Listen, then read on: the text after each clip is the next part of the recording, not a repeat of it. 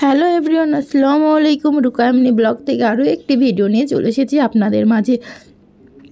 দেশ ও দেশের বাইরে যে যেখান থেকেই দেখছেন সবাইকে অন্তরের অন্তঃস্থল থেকে ভালোবাসা। আশা করি সবাই ভালো আছেন। সবাইকে আমিও ভালো আছি আলহামদুলিল্লাহ। আসলে আমার অনেক দিন থেকে ভয়েস দিনে দেখছেন গলার অবস্থা এতটাই খারাপ, এতটাই ঠান্ডা লেগেছে, গলা ব্যথা।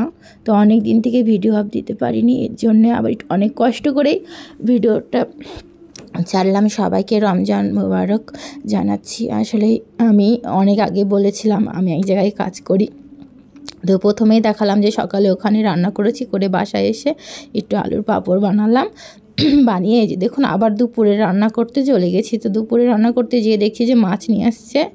তো ফ্রিজেও আমাদের মাছ ছিল, আরও মাছ নিয়ে যে কাটাকুটি করে এই যে প্রায় রান্না বসিয়ে দিয়েছি।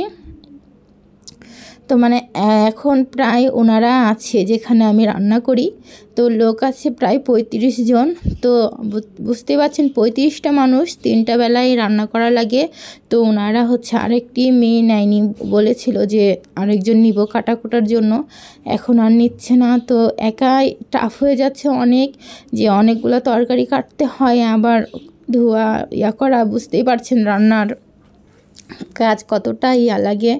তো একা একাই করা লাগে। আসলে রাত 3টার সময় উঠে সেহরি রান্না করি, বাসায় করে খাওয়া দাওয়া করে তারপরেই বের হয়ে যাওয়া লাগে, একদমই সময় হয় না।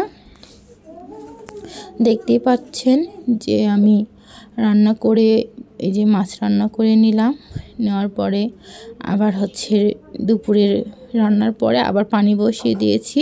এটি হচ্ছে বিকালে আসব, দুপুরে রান্না করে যাই, দিয়ে রোজার জন্য আবার হচ্ছে 3:30টায় চলে আসি।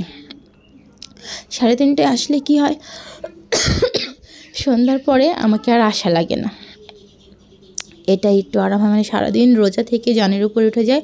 মানে দুপুরে ওনারা হচ্ছে মাছ খায়, রাত্রে মুরগি, আর সকালে হচ্ছে সবজি। তো সকালে সবজি রান্না করে চলে গেছিলাম, এই যে দুপুরে রান্না করে যে আবার এটা আমি বিকালে চলে এসেছি। বিকাল এখন আসলে রান্না চড়ানোর সময় আমি ভিডিওটি করতে পারিনি, কারণ একা একা মানে এসব করতে একদম সময় চলেছে। যত বড় আপনারা কড়াই দেখছেন, এটা কিন্তু তার থেকেও অনেক বড়, প্রায় 15-20 কেজি মাংস রান্না করা যাবে এখানে।